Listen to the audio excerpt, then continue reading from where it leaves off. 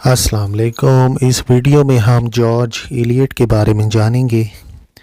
ये पैदा हुई थी 1819 में और 1880 में इनकी डेथ हुई थी। इनका नाम था मैरी एन एवंस।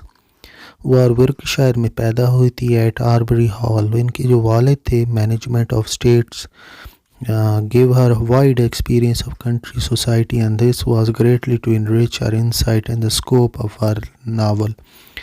अपना लिटरेरी कैरियर स्टार्ट किया translation of two works in German religious speculation. In 1851 assistant बनी वेस्टमिनिस्टर रिव्यू की रही जॉर्ज लुइस के साथ 20 साल से भी ज़्यादा विदाउट मैरिज, और अपने भाई ने इनको छोड़ दिया। वेवली नावल वॉल्टर स्कॉट के इनको बहुत इम्प्रेस किया। पब्लिश किया कलेक्शन ऑफ ऐसे द इम्प्रेशन ऑफ थियो प्रेस्टेस सच 1879। जॉर्ज लुइस की मौत के बाद इन्होंने शादी की जॉन वॉल्टर क्रॉस से, और फिर ये खुद मर गई उसी साल। Her first publish work as a poem appeared in 1840, published the Christian Observer, and knowing that shortly I must put off this tabernacle. First translation life of Jesus इनकी पब्लिश हुई 1846 में by George Chapman. Eliot's rejection by her friends and family over her relationship with Lewis is reflected in the novel The Mill on the Floss in 1860। तो और ये ही इनका autobiographical novel भी है। Mary N Evans ने George Eliot का title अपनाया 1856, और जब इन्होंने नावल लिखना शुरू किए। एडम बीट जो है 1859 में इनका फुल लेंथ नावल है, और डिस्क्राइब इन्होंने किया country story full of bread and cows and the scent of hay. Adam Bede के बाद लिफ्टेड वेल 1859 में आया। मिडल मार्च जो है Martin Amis and Julian Barnes, इन्हें कहते हैं greatest novel in the English language. First literary work जो था वो था English translation of Strauss the life of Jesus 1846। Queen Victoria जो बहुत इम्प्रेस हुई एडम बीट के साथ and asked the artist Edward Henry Corbold to paint scene from the book. She finished her The Mill on the Floss, dedicating the manuscript to my beloved husband George Henry Lewis. अपने ऐसे में silly novels by lady novelist, Eliot criticized the majority of novels written by and for women, objecting to their silliness and disregard for reality. अगर हम major works का जिक्र करें इनके, Adam Bede 1859, the mill on the Floss 1860, Silas Marner the weaver of Raveloe 1861, Romola 1863, Felix Holt the radical 1866, Middlemarch study of provincial life 1871 से 1872, Daniel डेरोंडा 1876। Poetry का जिक्र करें, स्पेनिश जिप्सी 1860 ड्रामेटिक पोएम है, गाथा 1869, ब्रदर एंड सिस्टर 1869। नोवेला था the lifted well, इसके अंदर protagonist हैं लेटनर 1859 में आया। पहला नावल एडम बीट था पेस्टोरल नावल है, जो कि हेस्लेप इंग्लैंड में समर ऑफ 1799 में ये सेट किया गया है। नावल जो है रिवॉल्व करता है लव रेक्टेंगल, जिसमें हेटी सॉरल है, कैप्टन डॉनी थॉर ने, और एडम बीड हैं और टीना मॉरिस हैं।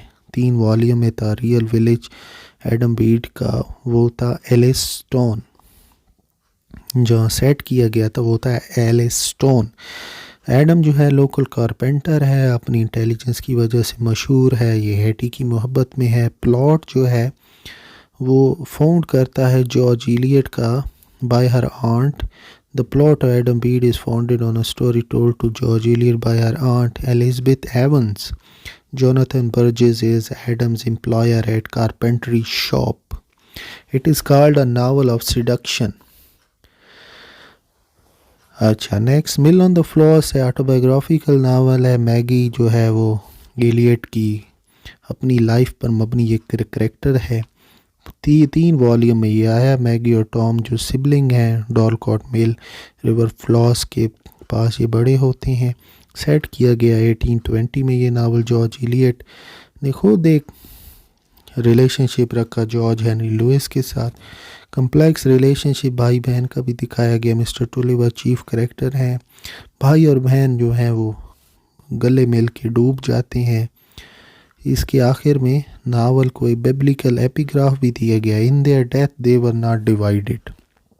सिलास मार्नर 1861 में आया, वीवर ऑफ द रेवलो, ये थर्ड नावल है इलियट का, रियलिस्टिक नावल है और ये सेंटरिंग और humble weaver Silas, who renounces religion after members of his church blame him for the theft of a pouch of coins. The novel is set in 19th century. Silas Marner Weaver is accused of stealing the congregation fund.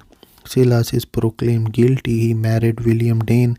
Chief character Silas Marner weaver हैं, Godfrey Cass elder son है local squire के, Dunstan Cass second elder son है squire की। रोमोला का जिक्र करें 1863, ये historical novel है, फ्लोरेंस में रखा गया है। इसकी सेटिंग 1490 में Renaissance of Italy. It is about a deep study of life in the city of Florence from an intellectual, artistic, religious and social point of view. It's first publish in 14 parts, published in Cornhill magazine. It explored the Florence region, religion and politics through the eyes of beautiful and highly educated Romola and her husband Tito. Flick salt the radical, ये political novel है, set किया गया है reform act of 1832। Action जो है वो ट्रीबी Magna में set किया गया है। Town caught up in the transition from the old England of rural farmland associated with rigid class structure to the new England of manufacturing associated with the break down of the structure. It narrates the story of Harold Transome, heir to Transome Court, who comes to claim his inheritance and campaign for a radical seat in Parliament and Flick Salt. Middlemarch. Complete title है Middlemarch, a study of provincial life. It was first published in 18 installment during 1871-1872. Novel जो है fictitious Midland town मिडलमार्च में set किया गया है 1829 में। Several distinct stories हैं, large cast characters हैं। मिडलमार्च जो है वर्क है रियलिज्म का, refers to many historical events, the 1832 reform act, the beginning of railway, the death of king George IV, originated in two unfinished pieces during the year 1869-1870. Novel Middlemarch, which focus on character of Lydgate, and the long story Miss Brooke, which focus on the character of Dorothea. Heroine of the novel, Dorothea Brooke, an exclusively religious and pious girl who married a man, Mr. Casaubon, who cannot satisfy her emotionally or mentally. Dorothea finally married Mr. Casaubon. Virginia Woolf called Middlemarch the magnificent book which, with all the imperfection, is one of the few English books written for a grown-up people. The character Will, Lady Slaw, is a cousin of Mr. Casaubon.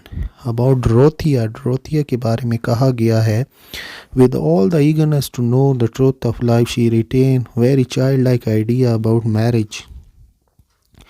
The really delightful marriage must be that when your husband was sort of a father and could even teach you Hebrew if you wish it. Celia Brooke जो है वो sister है Dorothea Brooke की। Daniel डिरोंडा 1876 में ये controversial novel है because it dealt with the position of Jews in British and European society. The novel begins with the meeting of Daniel Deronda and Gwendolyn Harleth in the fictional town of Lebanon, Germany. It is the last novel of Eliot. Daniel finds himself attracted to beautiful, stubborn and selfish Gwendolyn. और इसी के साथ George Eliot की जो death है वो हुई थी 1880 में।